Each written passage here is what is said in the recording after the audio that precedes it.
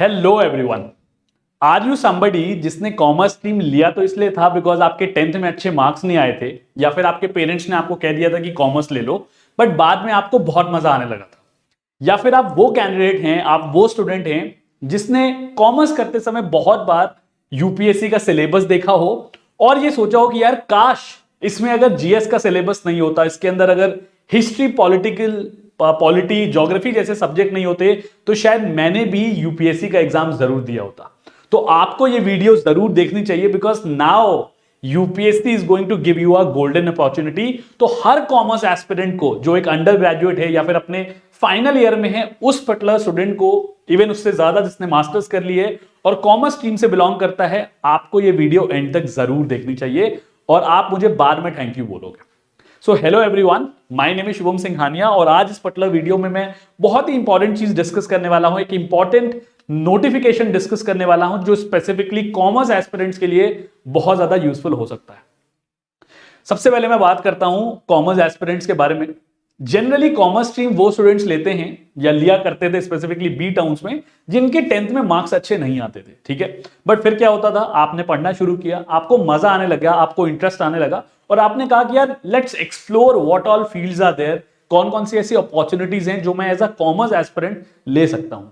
इसमें क्या होता है कि जब आप कॉलेज में जाते हो, जब आप पढ़ाई करना शुरू करते हो, तो आपके सामने बहुत सारी अपॉर्चुनिटीज आती हैं और बाय समहाउ किसी भी फॉर्म में आपने कभी ना कभी यूपीएससी का नाम जरूर सुना होगा अपने आसपास, बिकॉज जनरली ग्रेजुएशन के टाइम पे, अंडर ग्रेजुएट लेवल पे बहुत सारे ऐसे कैंडिडेट्स होते हैं, बहुत सारे ऐसे स्टूडेंट्स होते हैं जो यूपीएससी की तैयारी कर रहे होते हैं, ठीक है।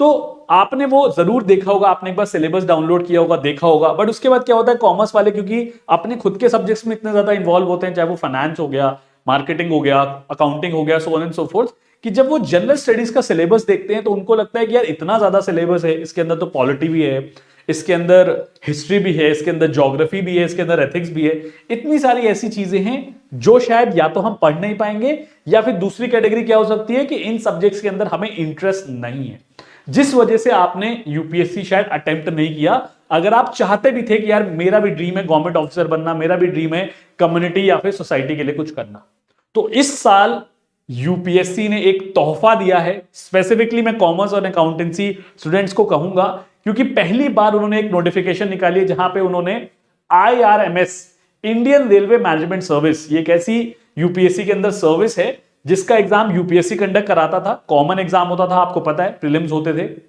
फिर मेंस होते थे एंड देन फिर फाइनल इंटरव्यू होता था जिसको हम पर्सनालिटी इंटरव्यू कहते हैं। इस बार यूपीएससी ने क्या किया है, इस पर्टिकुलर सर्विस के लिए, आईआरएमएस सर्विस के लिए उन्होंने एक अलग नोटिफिकेशन निकाला है जिसके बारे में मैं आपको बताने वाला हूं, तो प्लीज इस वीडियो को ध्यान से जरूर देखिएगा, ठीक है। सबसे पहले बात कर लेते हैं कि क्या नोटिफिकेशन के अंदर गिवन है, what all things are being given है।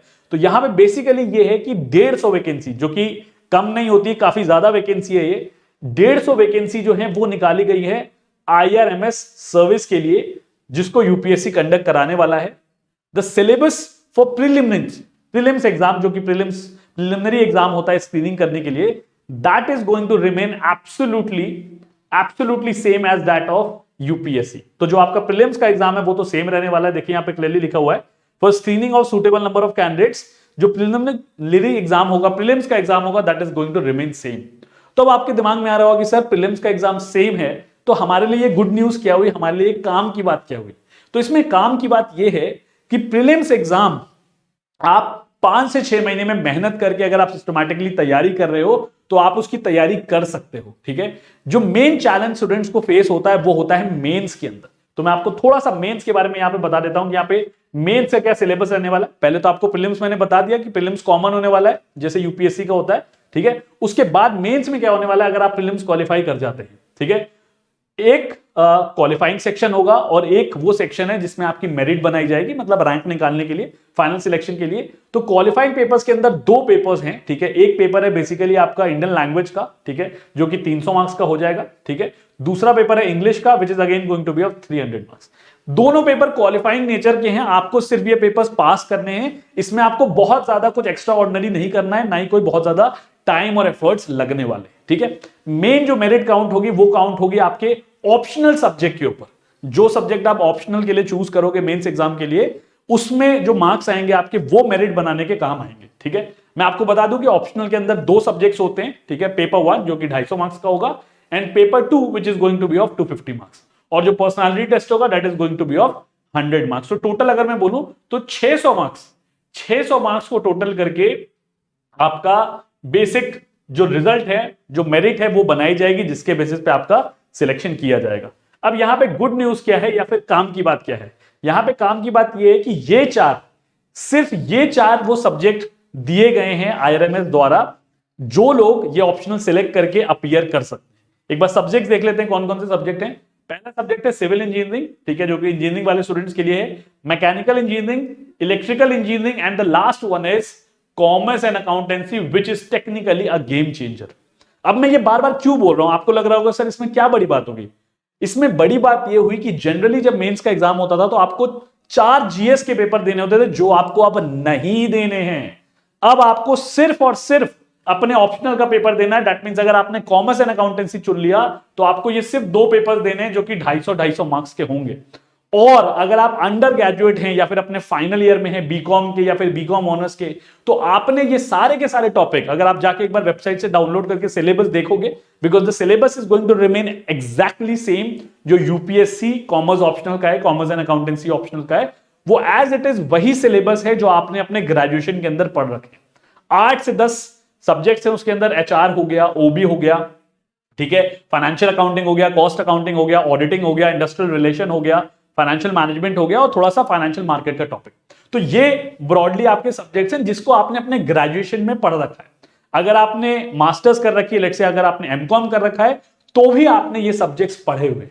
ठीक है, सो बेसिक फंडा क्या है, अगर आप कॉमर्स बैकग्राउंड से बिलोंग करते हैं और कभी भी आपका ड्रीम था कि यार मैं गवर्नमेंट ऑफिसर बनूं, तो बिना सोचे समझे आपको ये एग्जाम जरूर अपीयर करना चाहिए, एटलीस्ट ट्राई जरूर करना चाहिए। और मैं ये बार बार क्यों एम्फेसाइज कर रहा हूं, इसका सिंपल रीजन यही है कि ये पहली बार एग्जाम हो रहा है जिसका नोटिफिकेशन अप्रोक्सीमेटली 1 फेब को आ जाएगा, डिटेल नोटिफिकेशन। ठीक है, और जो प्रीलिम्स एग्जाम है वो 28 मई को होने वाले हैं। अभी मैं दिखा दूंगा आपको, नीचे लिखा हुआ है कि 28 मई को एग्जाम होने वाला है। ठीक है, और साथ साथ उससे ज्यादा बड़ी इंपॉर्टेंट चीज क्या है कि अगर आप कॉमर्स बैकग्राउंड से हैं तो आपने सारे टॉपिक्स ऑलरेडी पढ़े हुए हैं, आपको अलग से कुछ नहीं पढ़ना, आपको अलग से कुछ मेहनत नहीं करनी है, आपको सिर्फ रिवीजन करना है और डिस्क्रिप्टिव आंसर राइटिंग की प्रैक्टिस करनी है।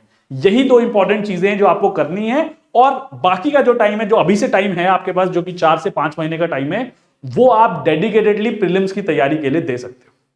ठीक है, तो ये इंपॉर्टेंट एलिमेंट है। यहां पे मैं आपको ये भी बता दूं कि नोटिफिकेशन के थ्रू उन्होंने वैकेंसीज भी बता दी हैं कि कौन से सब्जेक्ट के अंदर कितनी वैकेंसी है। फॉर एग्जांपल मैं आपको यहां पे दिखा देता हूं, इन्होंने बहुत क्लियरली स्पेसिफाई कर दिया है कि 150 वैकेंसीज में से 30 वैकेंसी जो है वो सिविल इंजीनियर वालों के लिए है, मैकेनिकल के लिए 30 है, इलेक्ट्रिकल के लिए 60 है और कॉमर्स एंड अकाउंटेंसी के लिए 30 वैकेंसी है।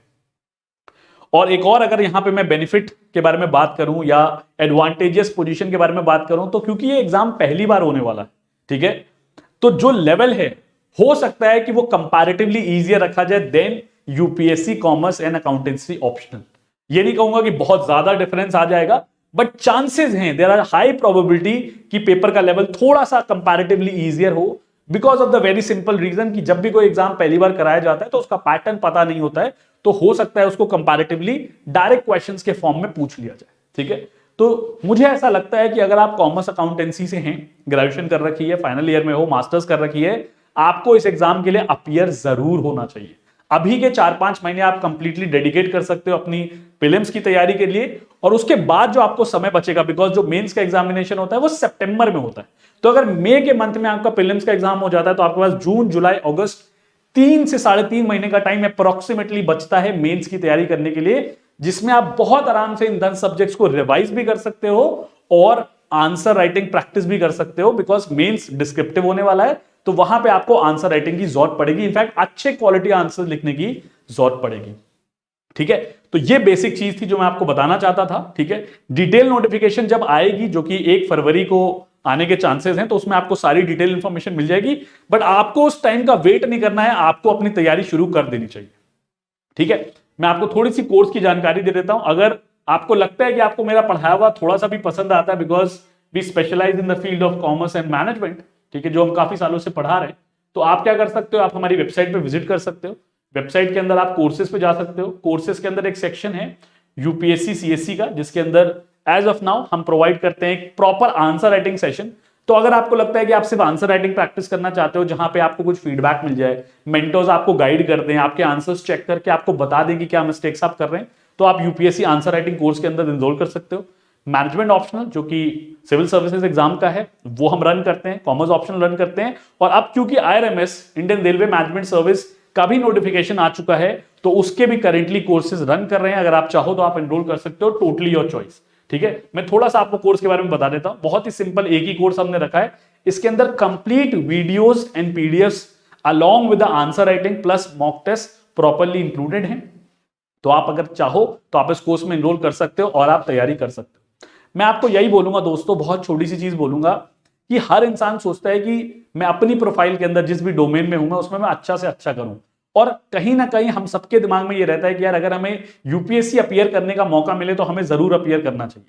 मेरे साथ बहुत सारे ऐसे दोस्त हैं मेरे जिनके दिमाग में था कि यार यूपीएससी दे के देखते हैं एक बार, बहुत मन है, बहुत ड्रीम है, बट वो सिर्फ एक ही रीजन की वजह से नहीं दे पाते थे कि यार फिजिक्स कह रहा हूं मैं, ज्योग्राफी पढ़ने में कहां मजा आता है यार, पॉलिटी पढ़ने में कहां मजा आता है, हिस्ट्री पढ़ने में मजा नहीं आता, इतने सालों से कॉमर्स पढ़ते आ रहे हैं। बट उनके दिमाग में यह जरूर होता था कि कल अगर कभी कॉमर्स रिलेटेड से भी एग्जाम हुआ तो मैं इस एग्जाम को जरूर अपीयर करना चाहूंगा। तो आई थिंक ये जो गोल्डन अपॉर्चुनिटी मिली है वो किसी भी कॉमर्स एस्पिरेंट को नहीं छोड़नी चाहिए। You should take leverage out of it, you should take advantage out of it. ठीक है, तो ये कोर्स रन कर रहा है। इसके बाद भी लेट से कोर्स में एनरोल करो चाहे नहीं करो, अगर आपको लगता है कि मैं बात करके, बिकॉज आपके दिमाग में इस समय बहुत सारे सवाल आ रहे होंगे, बहुत सारे डाउट्स आ रहे होंगे, तैयारी करनी चाहिए नहीं करनी चाहिए, कैसे करनी चाहिए, सो ऑन सो फोर्थ। तो मैं आपको नंबर बता देता हूं, यहां पे 2 लिखा हुआ है हमारी वेबसाइट के ऊपर। ठीक है, this is the contact number which is written. अगर आप इस पे मैसेज कर दोगे, कॉल कर दोगे, the team is going to connect you to the experts. But फिर भी मैं आपको नंबर बता देता हूं। ठीक है, दिस इज द नंबर 9999466225। ये हमारा कॉन्टैक्ट नंबर है। आप इस पे कॉन्टैक्ट कर सकते हो और काउंसलर से बात कर सकते हो, मुझसे बात कर सकते हो, अनु सर से बात कर सकते हो, हनीत सर से बात कर सकते हो, who is an expert in the area of practical subjects. तो हम आपको प्रॉपर्ली गाइड भी कर देंगे। बट आपको एग्जाम की तैयारी जरूर करनी चाहिए, whether you enrol for the course और नॉट। तो ये एक छोटी सी इंफॉर्मेशन थी जो मैं आपको देना चाहता था। इस पीआईबी न्यूज, इस नोटिफिकेशन का जो लिंक है वो भी मैं डिस्क्रिप्शन पे प्रोवाइड कर दूंगा। आप चाहो तो आप खुद पढ़ सकते हो और कोई डाउट्स हो तो कमेंट सेक्शन में कमेंट करके भी पूछ सकते हो। ठीक है, that's all, take care and God bless you.